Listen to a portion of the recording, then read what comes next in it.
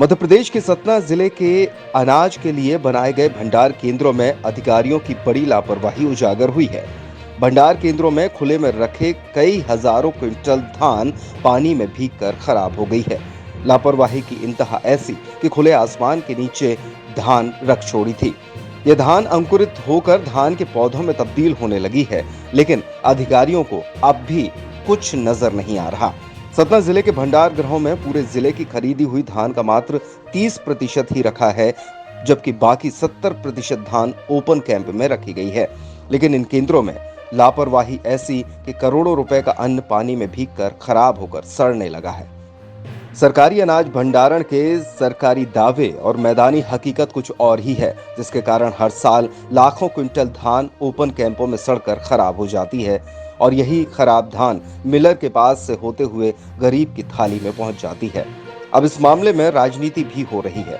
कांग्रेस सरकार को इस मुद्दे में घेरने का प्रयास कर रही है। धान खरीदी केंद्र और प्लस गेहूं का जो भंडारण है, सरकार के पास व्यवस्था नहीं है कि उनको गोदामों में रखे।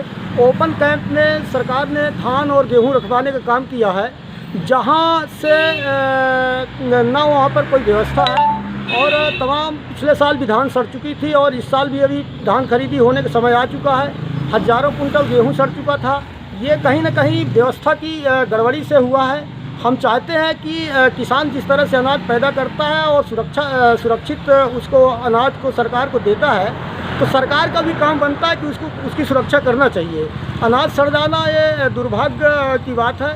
सरकार को पहले ये काम करना चाहिए, जो अंडर उसमें गोदामों में रखा हुआ अनाज, उससे पहले जो ओपन कैंपों में अनाज रखा हुआ है, उस अनाज को पहले मिलिंग करवाना चाहिए, उसका उठाव पहले करवाना चाहिए। क्योंकि गरीबों का अनाज सड़ जाता है और किसान उसको पैदा करके कितनी मेहनत से पैदा करता है और वो उसको सरकार को देता है गरीबों तक पहुंचाने के लिए, जबकि वो गरीबों तक नहीं पहुंच पाता और ओपन मैदान में अनाज सड़ जाता, दुर्गंध उससे आने लगती है और सरकार इस पर ध्यान नहीं देती है। जो प्रशासनिक संबंधित विभाग हैं, उनकी जवाबदारी होती है कि उस अनाज को सुरक्षित गरीबों तक भेजें और सरकार के द्वारा उनके ऊपर अंकुश लगाना चाहिए।